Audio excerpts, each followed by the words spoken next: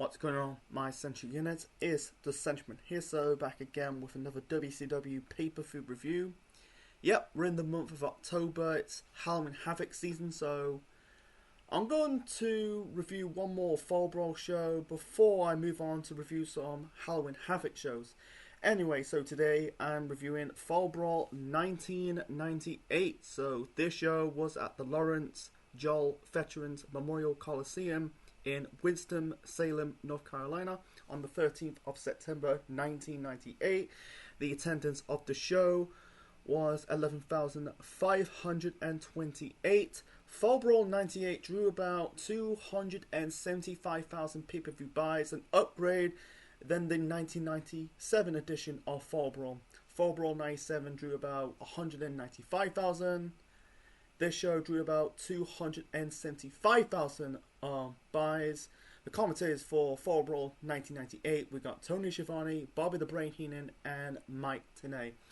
Yeah, this show is like memorable to being a very bad show. It's known for the horrifying War Games match. It was a 3-team War Games match. We'll get to more that later on. A match that a wrestler got hurt on the trap door. I'll get to that later on as well. So, yeah, man, I watched this show. I'm gonna end up losing brain cells, man. And I know you're thinking, guys, you know, people think I'm just doing this to bash WCW. Wrong. I do cover good WCW shows in the past, so I'm not doing this to, oh, I'm bashing WCW. No, I'm not doing that. So anyway, so let's do the quick result. Actually, there's no dark match or pre-show match, you know.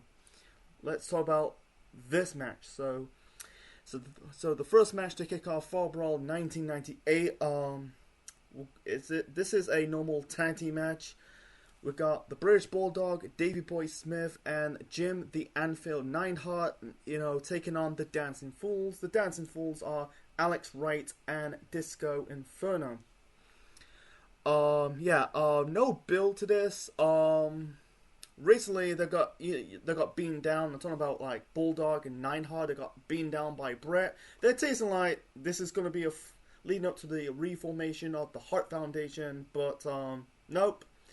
I'm guessing like Brett, he's part of the NWO Black and White, trying to impress Luger, who's part of the Wolfpack. Yeah, the biggest story in WCW in 1998, the biggest rivalry in WCW in 1998 is the NWO. The NWO Hollywood versus the NWO Wolfpack, and why Brett's trying to impress Luger. Even though I lost brain cells, I don't want to get into that. So, anyway, this match is famously of British Bulldog got his back injured by the trap door. You know, it's the trap door that's set up for Warrior, or the decoy of the Warrior, in the War Games match in the main event. You know, I watched this match very closely. What type of bump that Bulldog took on the trap door to set up the injury. You know, he was working fine. I thought, like, you know, when Alex Wright kind of body slam, you know, scoop slam actually, kind of scoop slammed Bulldog onto that trap door. You don't really see the trap door, and I think like Bischoff or the wrestlers were not really informed about the trap door. So yeah, Bulldog got really paid the price. Yeah, I really watched it very closely. What bumps triggered off the injury? I think like one moment of the match, I think he was going for like a slam on Disco, but instead he kind of stung on him. That was not that good. The match is not really terrible, but it's okay. I feel like this is a match you probably see on Nitro, or I think you had was it Saturday Night Main Event, or a typical WCWC show. Not on a pay-per-view at the time. You're spending a lot of money. You know, it's just what it is. I don't want to get into it. So, In the end, Bulldog, he's struggling to pick up Disco Inferno to set up the running Power Slam. He did the Power Slam. Yeah, Neidhart and Bulldog won this match. So yeah, sadly, this was Bulldog's final WCW pay-per-view appearance. He was supposed to be competing in the triple threat match at Halloween Havoc the following month. It was between him, Finlay, and Alex Wright. Who's the best wrestler from Europe. Unfortunately, Bulldog, like I said, Bulldog suffered a back injury that almost paralyzed him. He kind of worked through it, but unfortunately, he ended up being hospitalized, for 6 months, and then he ended up getting released from WCW. And also I got a copy of the Hart Family Heart and Soul DVD. Bulldog's son Harry Smith, informed that he said like his dad suffered a staph infection. So yeah, so yeah, and the Bulldog was never the same again. He ended up like getting addicted to painkillers and morphine. And then I watched a Bulldog documentary, talking about the British Bulldogs as a wrestler, in Georgia. That's Davey Boy Smith's daughter, got emotional, broke down, It's really sad, they just lost their dad when they're very young, I think this injury and Bulldog's, addiction of painkillers and morphine kind of like play a massive part of his death. He passed away, 4 years later at the age of 39. He ended up going back to the WWF 1 year later, but he was never the same ever again. He got in shape. He was in, like, I don't consider Bulldog was fat, but you could tell he was a bit puffy. By the time he came back to the WWF 1 year later, he's in good shape, despite he was addicted to painkillers and morphine. So, yeah, I think, Bulldog did pay the price, so that's my 2 cents on it. So, despite that, it was an okay match, Let's move on to the next match. So the next match, this is the first of 2 championship matches on this show. This one is this is title versus title, or kind of. This is for the WCW Television Championship. Chris Jericho is supposed to defend the TV title against Goldberg, Goldberg is not on the show. Spoiler alert. So, I don't know why they did this storyline, this rivalry. So, I'm guessing there's no build to this. I'm guessing like Jericho kind of like keep running his mouth, calling out Goldberg, We had this segment before the opener. You had Jericho calling calling Mean Gene mean. So he basically says he's calling me, asking about challenging for the match. I accepted, so blah blah blah. He didn't really say blah blah blah, but anyway, so Jericho was on a career renaissance. He's really on the all-time high. He just he's at the time he's the television champion.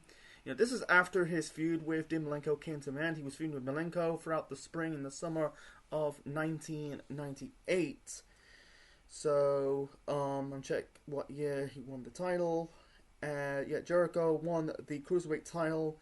Jericho won the Cruiserweight title in August on an episode of Nitro in South Dakota. So, he's in his first run as Cruiserweight champion. Or only run as Cruiserweight champion. I can't say Cruiserweight champion, I mean television champion. My apologies, folks.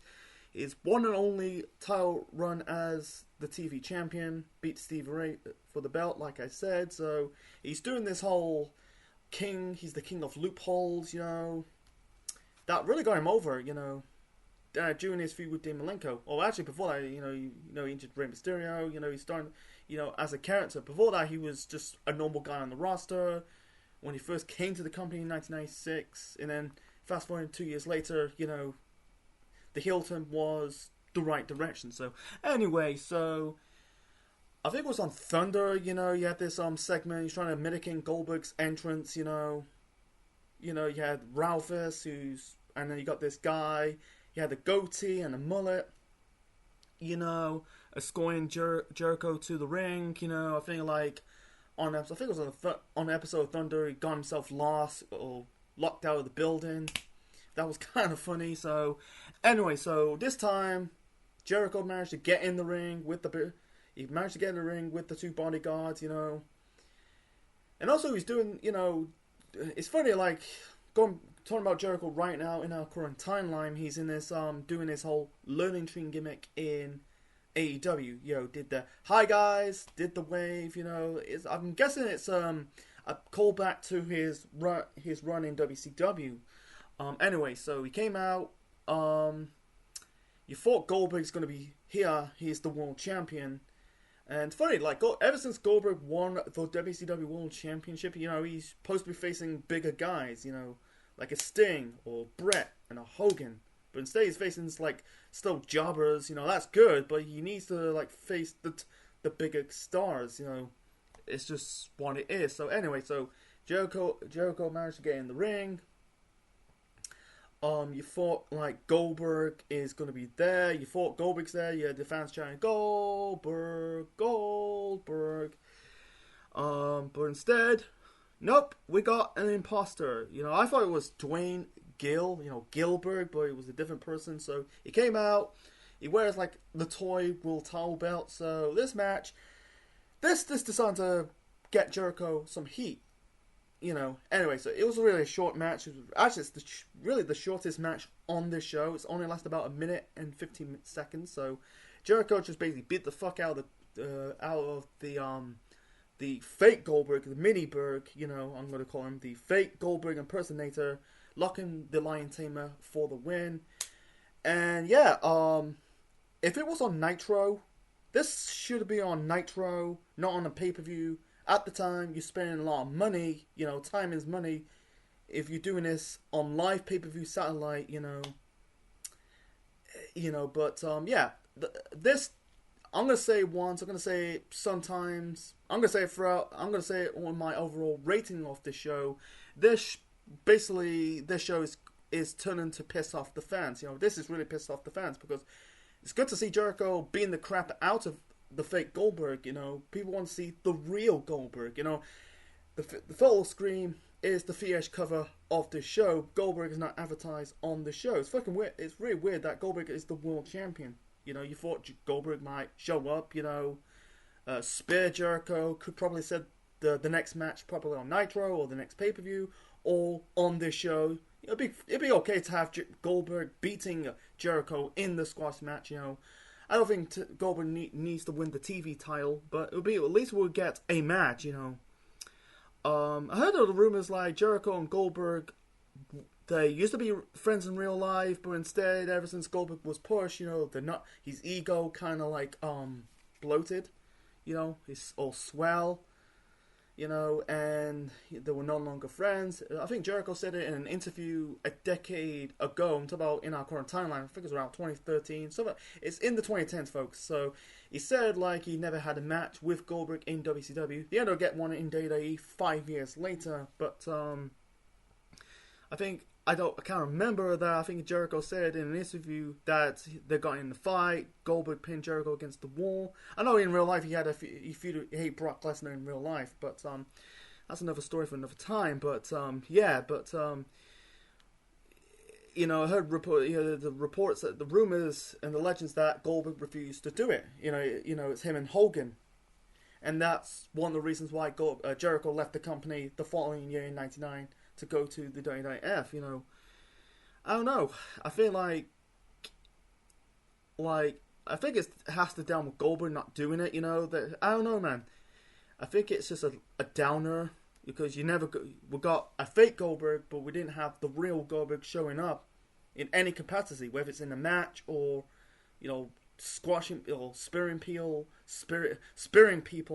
Get my words out. Spearing people and doing whatever. It's just like, yeah, I'm guessing like Goldberg was like not advertised on the show, probably on the main poster. I'm guessing it's making the fans guessing like, oh, maybe Goldberg might show up, but no. I don't know if they had a match in WCW, but yeah, I'm trying to get the reason. Yeah, it's one of the reasons why he left the company. So I think at the time, Jericho was not really doing anything. Same as Goldberg. You thought they're going to have a good rivalry, but even though it's a 1 month rivalry, but no. It's kind of like, it's a major reason why Jericho left the company. He said This was because Goldberg refused to do a squash match against Jericho because, according to, I think it's according to Goldberg and Bischoff. It has to do with Bischoff because Bischoff, is a Bischoff. Goldberg and Hogan refusal to put Jericho in a pay-per-view squash because Jericho is not a big draw. That is, I don't want to get into that. So yeah, it's just like, what the hell? I don't want to get into it. So I'm trying to keep this short and simple of this review. Otherwise, it's gonna be like an hour 30 long. An hour 30. I don't want to get into that. So yeah, it's just good for Jericho to get some heat, but you're just pissing off the fans who are attending the show in Winston-Salem, North Carolina. Anyway, so let's move on to the next match. So the next match, we got Ernest Miller, not the Cat Miller. I think that was in the year 2000 when he was the commissioner, taking on Norman Smiley. No build, there's no build, just thrown together. So anyway, so you had this segment before the show. Oh, actually, there's a segment earlier. Before. I think it's before the Jericho Goldberg imposter match. You had Ernest Miller attacking both the Armstrong brothers. I think it was Brian and Scott Armstrong. It's not Brad. I think it's Brian. No, Brian's Road Dogg. I think it's Steven and Scott. I might be wrong about this. So Miller attacked both the Armstrong brothers, and Norman Smiley came to the rescue. So yeah, we had this match now for no reason. Anyway, so you had Ernest the Cat. I keep calling him the Cat, but Ernest Miller keeps bragging about he's the 3-time World Karate Champion. He kind of grabbed the mic, tells Norman Smiley he's got until the count of 5. If he's not leave the ring, he's gonna whoop his ass, something like that. So Smiley did not take his shit, attacked him, and the match begins. The match itself was okay, wasn't bad. There's bad matches on this show, worse than this. It ain't a bad match. It was just dull, like the opener between Bulldog Neidhart versus Disco and Wright. This is belong on Nitro or Thunder or on was it Saturday Night Main Event or Worldwide. It didn't feel like a pay-per-view match. It felt like a TV match, Anyway, try to keep it short and simple. So one more of the match, Miller hit the three-liner off the top rope onto Miller. I think it's not botched, but he barely connected. So anyway, so it was the Wrestle a 5 match. Miller was a bit green. Smiley was, he's a trained wrestler. He's been wrestling for years. So, but anyway, so in the end, Miller hit Norman Smiley with the normal flatliner. Should I get my words? I keep calling it fatliner, but it's flatliner. So hit the flatliner, normal one, in the ring to win this match, and that was it. So at the time, they were not really getting over yet. They were just starting to make their name in WCW, because this is like, they end up like, the Cat and Ernest Miller end up doing the James Brown impersonation, becoming the commissioner of WCW. Norman Smiley ended up becoming the not hardcore legend, no pun into Mick Foley, but becoming the hardcore wrestler, wearing, American football attires, and hockey attires, that would be like 1 year, 2 years later. So, they didn't shit the bed. It's only about 5 minutes, 4 seconds. They, didn't outstay its welcome. They made the most for 5 minutes. So anyway, so the next match, and it's like been dreaming for months now. We got Rick Steiner taking on his brother, Big Papa Pump Scott Steiner, the NWO Black and White, with both Bagwell in his corner. So how we get there? It started at Super Brawl in February when Scott Steiner turned on his brother Rick, to join the NWO. He became, Big Papa Pump, I think they were teasing of Rick versus Scott for months now. It was supposed to happen at Road Wild the previous month, and Scott, basically is getting out of matches, like in Road Wild, he's on a stretcher with an oxygen mask, a neck brace, bandages around his arms and legs, Out comes JJ Dillon, he's a you could say he's a commissioner at this point. There's so many fucking commissioners in WCW. You have Bischoff as an authority figure. JJ Dillon, who's actually part of the committee in WCW. I'm guessing they're still doing Roddy Piper as the commissioner. There's too many authority figures, man.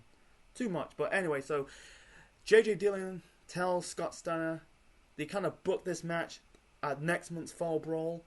If Scott Steiner refused to wrestle his brother, he'll be permanently banned from WCW for life. And also, him and Buff Bagwell was hanging around with this hack doctor, crazy, nutty doctor called Cecil Schwartz, He's kind of like this generic doctor from a B-rated, like, comedy film. Anyway, the segment on this show was funny. It's way better than this match I'm going to talk about, a bit shortly. So anyway, so he had this segment, Steiner's got bandage. He got a small plaster or bandage around his bicep. He's guessing like injured his bicep. I think he got an ice pack on his back. He's trying to get out to face his brother Rick. He had this segment with him and Mean and Buff Bagwell. Steiner and Bagwell got like a fake doctor's note. And then out comes JJ Dillon. Dillon, said like you spend most of your time forging this fake, bogus document to get out of his match, and he informed him like he's gonna, if he don't wrestle this match, he'd be banned from WCW for life. So Dillon kind of ripped the the fake doctor's note, ripped it to pieces in front of Steiner and Bagwell, and the match is on. And yeah, the match between Rick Steiner and Scott Steiner, people want to see Rick beating his brother Scott, We got some glimpses in this match. You thought we're going to have a good match between Rick and Scott. They're both Steiners, they're fighting the crowd. Anyway, so the match ends. You had Rick kind of throw, or Irish whip Buff Bagwell onto the ring post. And, Bagwell injured his neck, or re-injured his neck. I thought he injured his neck the previous year, in 1997. No, Buff Bagwell injured his neck in April of 1998. You had Rick Steiner hit Bagwell with I think it was a botch bulldog that led to, Bagwell injured his neck, He came back in July, and now in this match at Fall Brawl in September, he's now injured his neck again. The fans were booing, they were chanting, bullshit, bullshit. I agree, it was bullshit, because people are not falling for that, people believe, I know wrestling's predetermined, it's choreographed, but Steiner's, not Steiner, Bagwell is kind of like not moving, he's like, he thought he's actually paralyzed, out comes the doctors and the paramedics, kind of put Bagwell onto a stretcher, the announcers, inform that they had previous neck injuries in the past, like Schiavone and Heenan, the fans were booing this, So you had the AMTs, the paramedics, kind of put Bagwell, you had Steiner, joining Bagwell in the ambulance, Rick kind of turned his back for 1 minute, and out comes Steiner, and Bagwell left the ambulance and beat down Rick even more, and that was a ruse. That was bullshit, man. Like the Jericho versus Fake Goldberg match from earlier, if it was on Nitro or Thunder, if it was on weekly TV, that would be okay. But you're doing this on a fucking pay-per-view. You're spending a lot of money. Time is cheap. Time is money doing these type of things on live pay-per-view broadcasts for the world to see. I'm going to say it once. I'm going to say it twice. I'm going to say it again. You're pissing the fans off for this. You thought that, Bagwell is seriously injured, re-aggravated his neck. And also, no, it's a work. And this is set up the blow off at Halloween Havoc the following month. So yeah, this is just bullshit. And doing this type of shit on a pay-per-view, you're just basically risking killing the crowd completely dead. So let's move on to the next match. So the next match, this is for the WCW Cruiserweight Championship. Juventud Guerrera taking on Silver King. I checked on Wikipedia that the original match is supposed to be Juventud Guerrera versus Kashihashi. I think that's his name, Kashihashi. Kashihashi. Yeah, I found it. Yeah, Kashihashi. Yeah, I was right. Kashihashi will be part of the Young Dragons. That'll be in WCW 2000. And for whatever reason, they kind of changed this match. They go with Juventud Guerrera taking on Silver King, you know. And also, another match was supposed to be made for this show. It was supposed to be the Giant versus Meng. But whatever reason, that did not take place. It was on the episode. And also, I've done my research that this match between Silver King and Juvi took place the night, I think it was on episode of Saturday night before the pay-per-view. So, anyway, so Silver King I don't know much about. I've done my research on this guy. Yet he ended up in a film that'll be a decade later called Nacho Libre. That's the Jack Black film. So the match itself, you had some moments of, you know, doing the cruiserweight move, the Lucha Libre style, but besides that, you know, okay, I was giving it free. Almost I'm gonna put it in the good when I'm doing my overall rating of the show, but I'm gonna put it in the okay. It was okay to be honest. Not on the same level like there've been better cruiserweight matches before this, but it ain't bad. But it was a decent match for 8 minutes. The minute most what they do. I feel like it's a match you'll probably see on Nitro, but not on a pay-per-view. Yeah, it's a TV cruiserweight title. Really, basically, it's a TV cruiserweight match on Nitro, but not a cruiserweight match on pay-per-view at the time you spend a lot of money. So, Silver King had some moments. You know, he had to hit the drop kick. I think he did a springboard drop kick. Or what was it? A splash over Juvi outside of the ring. Trying to think. It's been a few days since I've watched the show. I thought he almost did Samoa Joe's muscle buster, but instead it was kind of like a shoulder breaker. You know, Juvi did his typical shit. You know, like the Hurricanrana, the springboard. I think it was a springboard drop kick. I might be wrong about this. He did the reverse Frankenstein off the top rope onto Silver King. In the end, you know, he hit Silver King with the Juvi driver and the 450 splash to win this match and retain the Cruiserweight Championship. Yeah, like I said, it was an okay match. He has it peppering with some Lucha Libre style, but yeah, it was okay.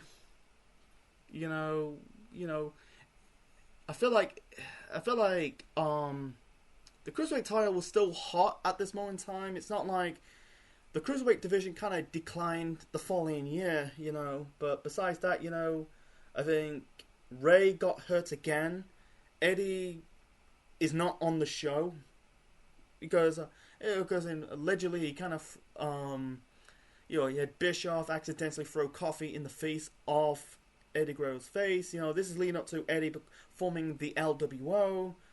I feel like the Cruiserweight division kind of like declining a little bit, you know, but you know, it's still red hot, but yeah, this match belonged on Nitro, not on a pay-per-view. It was fine. He had some good, like I said, Lucha Libre styles, the flash in the pound moves, but I think it's just kind of like a bit dull, a bit filler for like a TV match, not a wrestling pay-per-view match. It's just what it is. Anyway, so moving on to this is technically the match of the night. This is a Ravens rules match. Perry Saturn taking on Raven.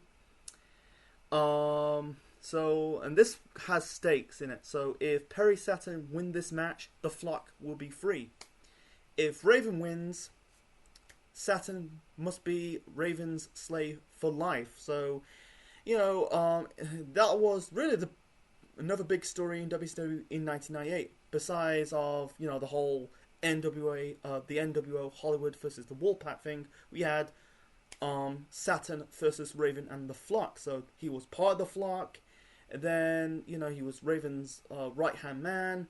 He lost to I don't know research. He lost in a match against Van Hammer to get kicked out of the Flock. He ended up Van Hammer ended up getting kicked out. Because like I said, Saturn was Raven's right hand man, so they kicked Van Hammer out of the group. So for months of time, Saturn's getting sick of Raven's shit, so he kind of broke away from the Flock. They had a match. I think it was at Bash at the Beach of that year.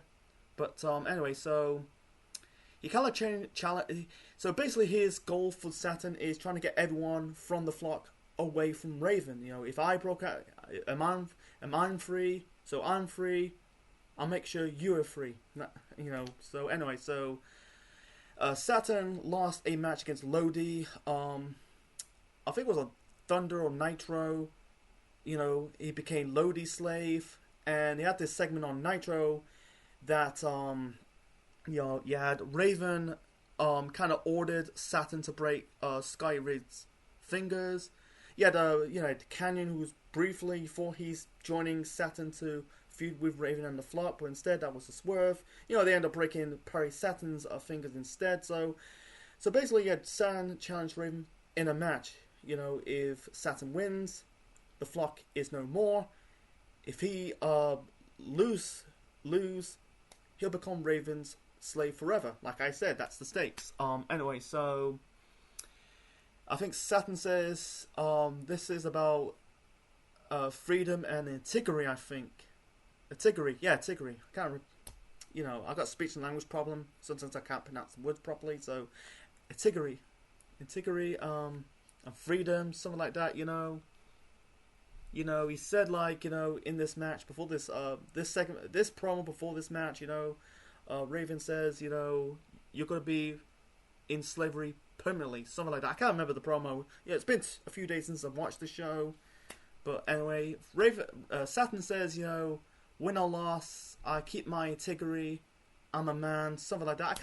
I can't remember. I got learning difficulty, folks. I can't remember sometimes about the lines. If I'm watching a movie, trying to review a movie, or promo of a wrestling show, my mind, I don't really write things down. I try to do it for the heart, so it's just what it is. He's trying to be keep his he basically pride in integrity. I'm trying to say, pride in integrity. So anyway, this match is match of the night. Raven and Sand. I think they were in ECW. They were part of the net. I think they were part of the Flock in ECW before they end up going to WCW. So anyway, it was a really good match, good back and forth. You had Raven did a toe hold onto Sand onto the chair. The Flock members did not interfere a lot. Didn't interfere a lot. You had JJ Dillon, Doug Dillinger. Handcuff Canyon's hand on the ring post. Handcuff his hand on the ring post. He didn't do one to Lodi. Lodi with the sign says, was it Saturn? Raven beat Saturn. Lodi's character, I'm guessing his WCW's version of Sign Guy Dudley in ECW. He's known for carrying signs as well. That's my guess. Anyway, he did interfere a lot. This is Raven's rules. Everything goes. The outcomes, Scotty Riggs, Horace, Horace is called, Horace and Sick Boy. Kidman, Kidman hits Raven with a missile drop kick. I'm guessing he's out of the Flock doing it. He broke away from the Flock. I might be wrong. He kind of hit Raven with the drop kick. Run towards the run. Get away from the rest of the Flock. The Flock chasing after Kidman. So there are a lot of kickouts. You thought that Raven could beat Saturn any time. There was a referee bump. Canyon managed to grab the key, unlock the handcuffs, hit Saturn with the flatliner. Raven pins him, or helping Raven win this match. Make sure Saturn is Raven's permanent slave. Saturn kicked out.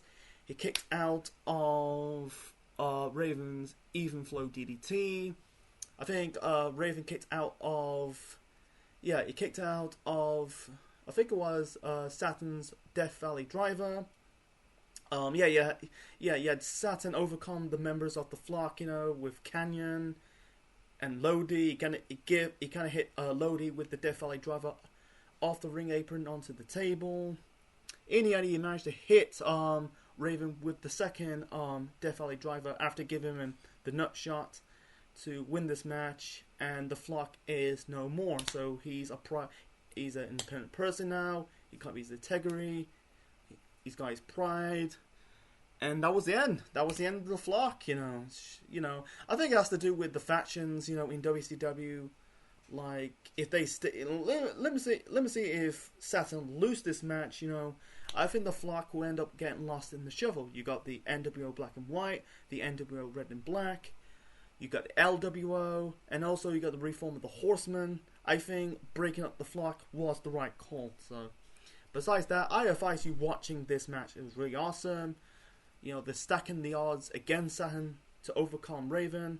And they told a good story. I think this gotta be Saturn's best storyline that he had in his career. They end up like feuding years later in WWF in 2001, but that was more of a comedy feud over a mopping the mop. Anyway, let's move on to the next match. Despite of this really awesome match between Saturn versus Raven in the Raven's Rules match, it did not really save the show. After that, the show kind of went downhill afterwards. So the next match, we got Dean Malenko taking on Curt Hennig with Ravishing Rick Rude in his corner. So this is all about Malenko trying to get the Four Horsemen back together. You had this match on Nitro, I think, or Thunder. I think it was between Curt Hennig and Dean Malenko. It was in a steel cage. Rick Rude interfered. That was a disqualification. Why is the disqualification in a cage match? It's no DQ. But anyway, so they're trying to slam Malenko's face onto the cage door. Out comes Arn Anderson. He came to the rescue.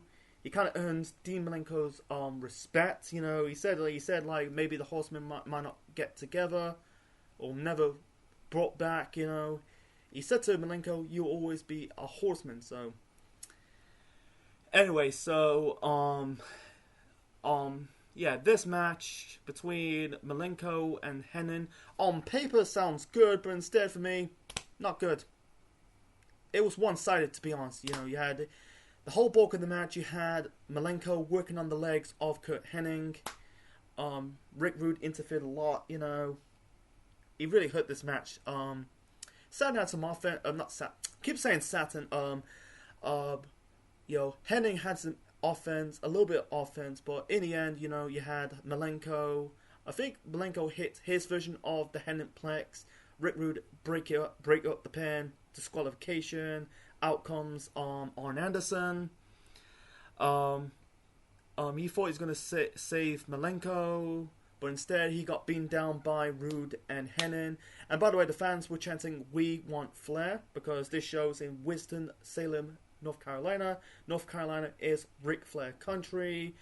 And the reason why Flair's no-shown in WCW for months now, because in real life, WCW and Eric Bischoff sued Ric Flair because Ric Flair no-show an episode of Thunder. It was taped to go to see his son Reed's wrestling matches. So you got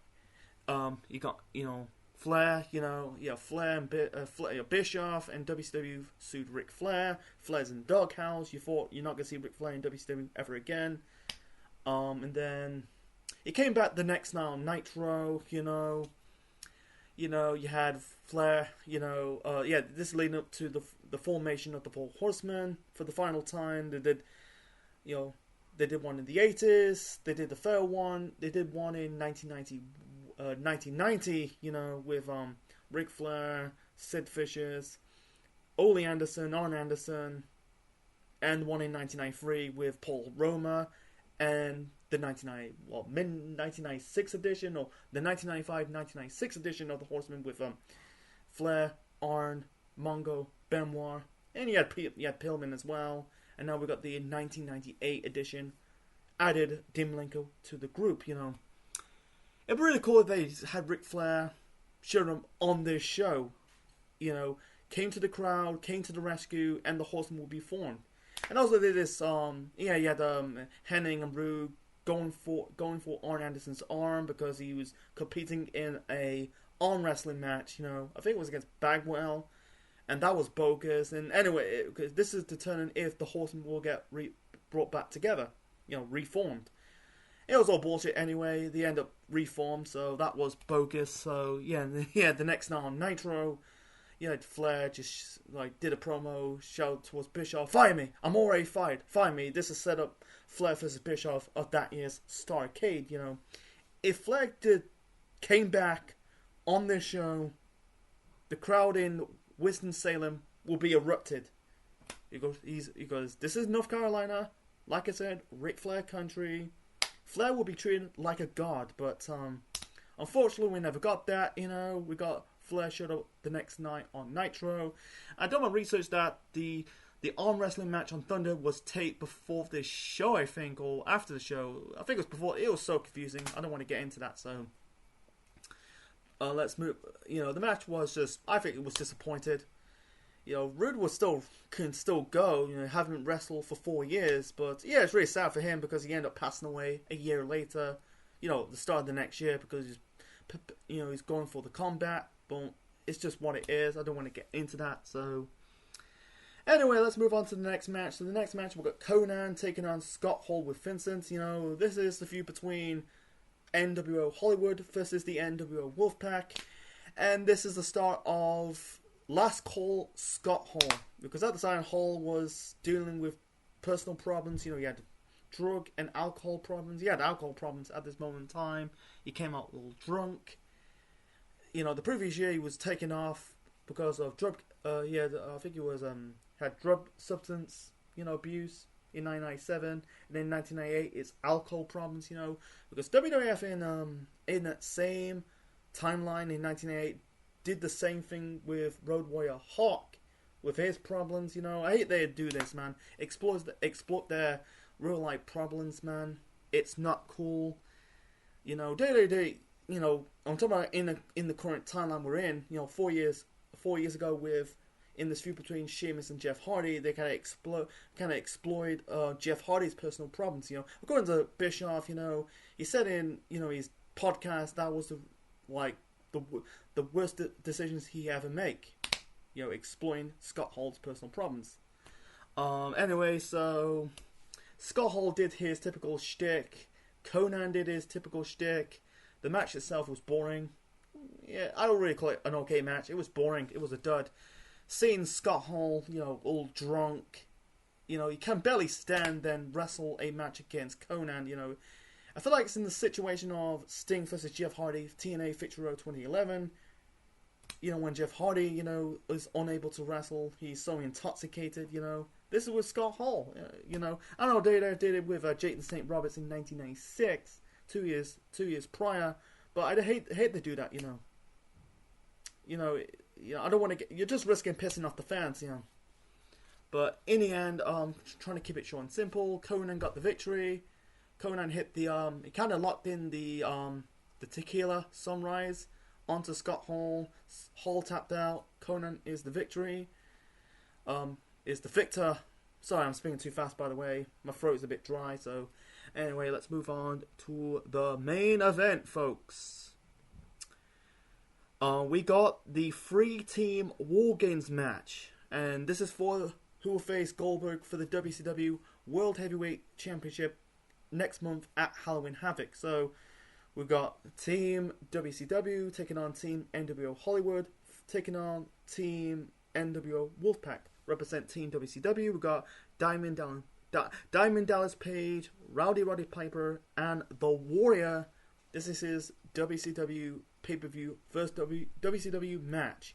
People say his match against Hogan at Halloween Havoc was Warrior's one and only. Nope, he wrestled on this show. Talk about Warrior a little bit shortly. That was Team WCW. Represent the NWO Hollywood. We got Hollywood Hogan, Bret Hart, and Stevie Ray. Stevie Ray, part of the NWO, makes no sense, you know. I think at the time he came back from injury, he was not really doing anything. They broke him and Booker T up. They broke Colin Heap up. Yeah, I think they broke back like late '99. Broke up again. Yeah, they reunite years later in the Indies, but that's another story, another time. But because Booker was in this 5-match series, 7 match series with Benoit over the TV title. That's spring and summer of 1998. Stevie Ray got hurt. Now he's part of the NWO. He's basically just another member of the NWO, lost in the shovel. So it's just what it is. Yeah, and represent the NWO Wolfpack. We got Kevin Nash, Sting, and Lex Luger. You know, and yeah, when I talk about the opener of this show, you had you feel like Bret is reuniting with Bulldog and Neidhart to reform the Hart Foundation as a trio, because at the time Owen was still in the WWF. You had Bret turning on Bulldog and Neidhart, you know, his brother-in-laws, you know. Anyway, so, and I don't know why, it's just impressing Lex Luger, who's part of the Wolfpack, even though Bret was part of the NWO Black and White. He was actually a satellite member of the group. Why? I don't want to get into it. I end up losing my brain cells, you know. Why are they doing this 3-teamed War Games match? You know, if you know War Games, if you grow up watching War Games, whether it's in JCP, in WCW, it's the same company but with a different name, or WWE's version of War Games. You know, it's 2 teams with 4 or 5. The match proper starts when all the members in the cage, and the match ends with submit and surrender. This time they go with 3 teams, with 3 teams of 3. The match can end any time. You got win by pinfall, and that was it. I'm gonna say it again, you know, 3 teams of 3. The match can end any time, and you got to win. You win by pinfall submission. It's just, I don't want to. I lose my brain cells of explaining this. You know, it's done. It's in the situation of don't fix if it's not broken. You know, doing a 3 teams War Games match. You know, like 3 teams of 3. You know, it starts with 2 wrestlers in the ring instead of 3 on. One, it used to be 2 guys in the ring first, and then it's 2 on 1, and 2 on 2, and 3 on 2, and you get my drift. No, any member of this team will show up. Submit. I don't mind. The match ends with submitting or surrender. I don't mind the pinfall thing. That's kind of fine, but the match can end any time. It might be 2 on 2 or 3 on 2. Not like you have to. The match proper starts when all members of the teams in the cage, in the ring, in the 2-sided ring, in the War Games match. What I don't want to get into that, end up rambling, but anyway, so this match sucked. I found it in the Wrestling Survey. It's one of the worst matches of 1998. This match sucked, and this is supposed to be a teen match. Roddy Piper came along and attacked DDP, and this is for the World Heavyweight who faced the World Heavyweight Champion the next month at Halloween Havoc. So instead of a team match, this is a free-for-all. What the hell? But anyway, I'm trying to keep it short and simple. If you watch this match on the network, go ahead, man. Drink a lot of alcohol, man. It's just like, what the hell, And and when Hogan came along, the continuity is down the window. You have to wait until the timer expires until the next opponent enters the War Games match. Hogan appeared before the timer expires, same as the Warrior. First off, it was the mind games of the Warrior. First off, there was smoke. Yeah, the fake Warrior came through the trap door. That was the reason why Bulldog nearly paralyzed. It was the fake Warrior. He did show up anyway to compete. The fake Warrior actually was Richard Wilson, the Renegade. who brought in to be this, you know, replacement of the Ultimate Warrior, even though he's the Ultimate Warrior ripoff, you know. And then, yeah, he had Jimmy Hart saying, "You're just plain old Rick." It's really sad for him. He ended up, like, passing away the following year. You know, he commits suicide. It's very sad, but, you know, he was there to play mind tricks towards Hogan. Warrior came along. He don't really give a fuck about winning or challenge or get the shot at the world champion at Halloween Havoc. He wants Hogan. He kind of I forgot to mention this. You know, he did debut in September. I think he debuted before this. You know, he had Hogan's facial reaction of the Warrior. You know, I think this is just the sign of recreate. I think Hogan's run in WCW is designed to recreate his run in the WWF in the 80s and the early 90s, you know, facing like monsters and giants, you know, recreating his feud with Roddy Piper, recreating his feud with Randy Savage, you know, and now he's trying to recreate his feud with the Warrior, you know, you know, yeah, I think this is totally against the Warrior, you know, if you know the Warrior, the Ultimate Warrior in WWF don't do these mind games, you know. There's something like The Undertaker would do playing mind games. You never seen Warrior doing mind games in WWF. In WCW, he's playing mind games, you know. The smoke, the Ultimate Warrior decoy. He ended up doing the mirror gag, you know, leading up to Hogan's match with the Warrior at Halloween Havoc, you know. And that's the reason why the fans booing the Warrior at Halloween Havoc. So anyway, and the Disciple, because he ended up forming the One Warrior Nation. Anyway, the Disciple is an idiot, kind of locked Hogan outside, locked him out of the cage, denying Hogan get a shot at the world champ, trying to win this match to get the world title shot against Goldberg at Halloween Havoc. So, you know, you had Warrior is fucking Superman now, breaking through the cage wall, escaping the cage through the cage wall, you know.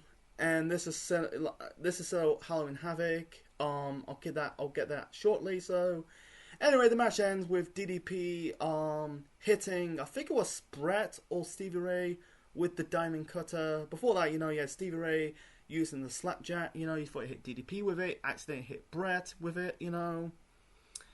Anyway, so DDP won this match. He will face Goldberg at Halloween Havoc. That is the only pro in this match. You know, this match sucked, you know.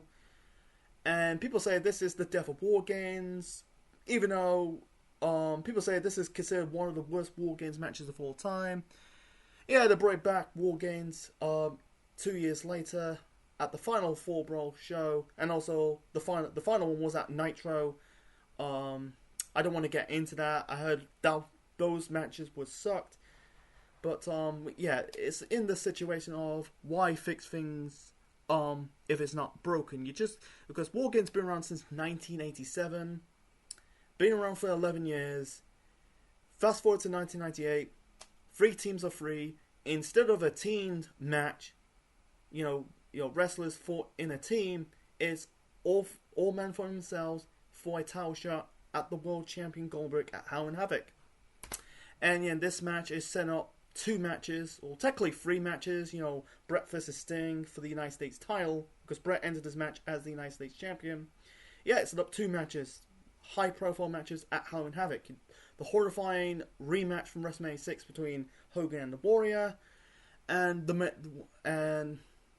event between Goldberg versus DDP for the WCW World Heavyweight Championship. You know, it was, unfortunately, was cut off of the TV viewers because the pay-per-view went too long. If you wanted more information about that show, go and check out my review of WCW Halloween Havoc 1998 for more information. It got me an idea. I will do a re-review of that show. You know, who knows? You know, it's still Halloween. Never say never. So besides that, you know, I avoid watching this show and also this pay-per-view. And actually, this match. My overall rating of Fall Brawl 1998, I'm going to give it a 1 out of 10. So close of giving this show a big fat 0. 1 match show. The only match I advise watching this is Saturn versus Raven But besides that, I skip it. Some matches I put in the okay. They were mostly like, they're okay, but they're not really pay-per-view matches. It's matches you see on TV for free. Yeah, rest of the show sucked, including the War Games matches. For many fans, they consider this as one of the worst War Games matches of all time. And I forgot to mention this, Sting gets a shot against Goldberg for the WCW World Heavyweight Championship the next night on Nitro, so what's the point adding the stipulation that the winner gets a shot at the World Champion at War Games? But I don't want to get into that, Yeah, this show is just the sign of pissing the fans off, you got you had Jericho versus the Vic Goldberg, Conan versus Scott Hall, the whole bullshit between Scott versus Rick Steiner, with Bagwell doing the fake injury, Yeah, this is a terrible show, and this was voted by the Wrestling Observer of being the worst show of 1998, because at the time WWF was breathing down their necks, because at the time it was in the middle of the whole McMahon-Austin rivalry. The WWF title was held up. It's still red hot at the time in the wrestling landscape across three companies, WCW, WWF, and ECW. Yeah, I skipped this show and just watch Saturn versus Raven.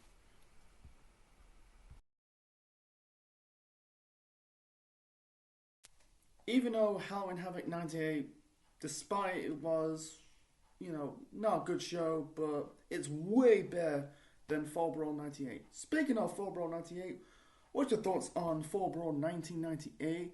What do you think of this review? Please leave your thoughts in the comment section below. Smash that button, click the like, click the bell, subscribe to the Central Man Network on YouTube, be part of the Central Unit for more wrestling videos and more.